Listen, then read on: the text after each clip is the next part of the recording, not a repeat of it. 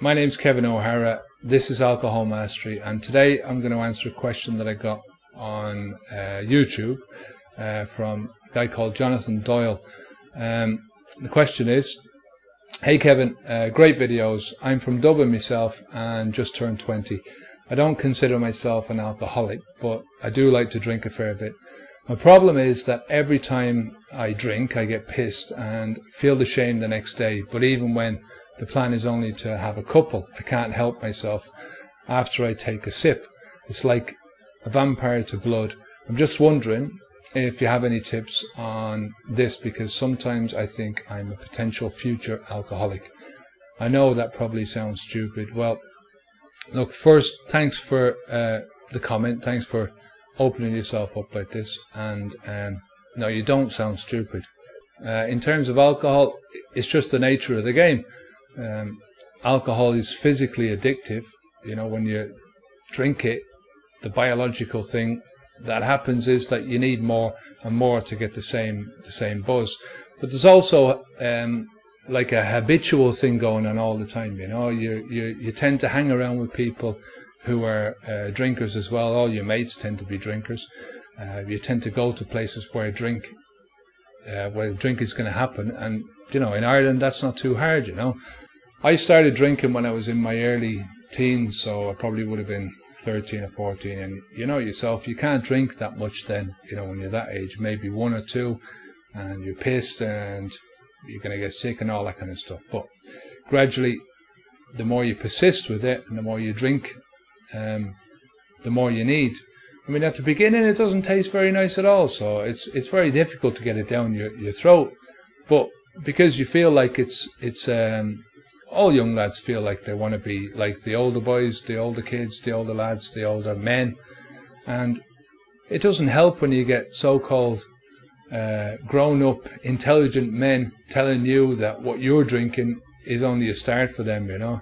Oh, Jesus, 6 pints, I could drink 15, 20, 30 pints, you know. 6 is only a little slip for me, you know.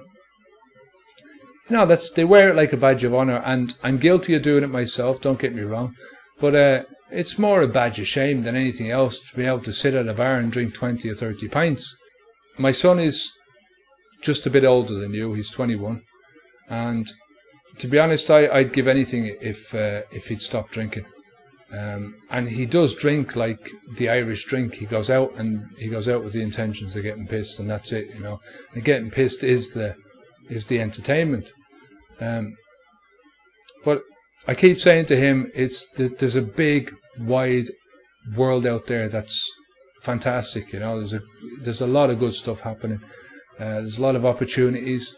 No matter what you hear on the media, it's actually quite a good world. You know, there's the media sort of tell you it's everything's bad news, but it's not. You know, there's a lot of good stuff. Most of the stuff that happens is good. You know, my advice to you, for what it's worth, is just to quit drinking altogether.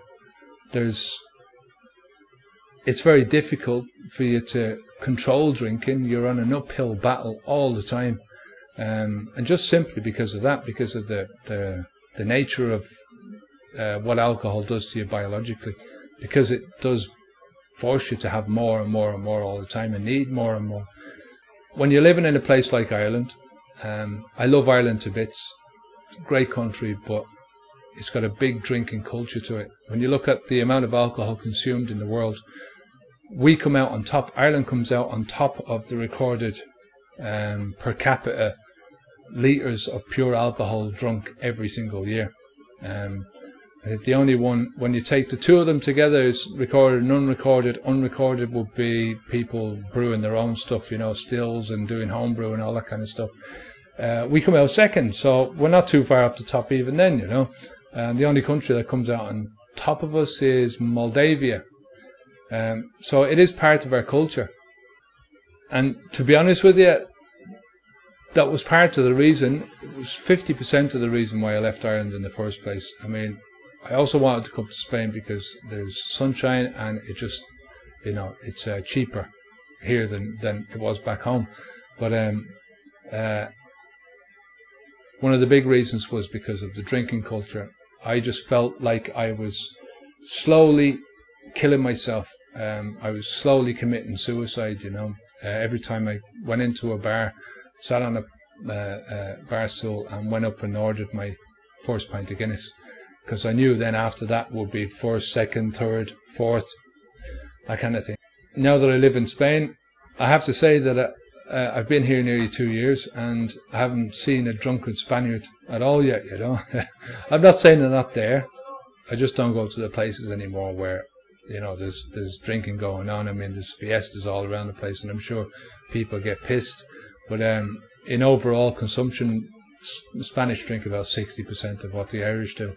And they drink in a different way as well. You know, they tend to space it, they're drinking, they tend to space it out over a long time. And there's a lot more community awareness of alcohol problems. So people don't tend to go down that road, you know. So my advice to you, Jonathan, would be to quit drinking. You're on an uphill battle trying to control it all the time. And being in Ireland is part of the culture, so don't be ashamed of what you're doing, you know. It's, you know, that's just what happens around you, you know. You're asking questions, so that's definitely a step in the right direction.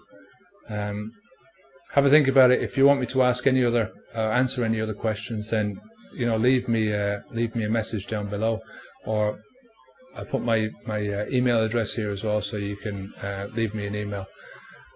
Really hope that you think about and consider quitting drinking. I wish I could convince every young man of your age, especially my son, to quit. But I know that's not going to happen. But that's one of the reasons why I'm doing these videos. So if you like the video, please give a thumbs up to it down below. If you think it can help anyone else, I'd appreciate it. If you want to subscribe as well, just click on the button over here and you can subscribe to the channel. Like I say, leave me any questions that you can think of. If you've got any questions at all about alcohol, any alcohol related subjects, then I'll answer it, you know. If you've got any questions about anything, just ask me anyway, I don't care. So thanks again for the comment, Jonathan. Really wish you well in your future. And my name's Kevin O'Hara. This is Alcohol Mastery, onwards and upwards.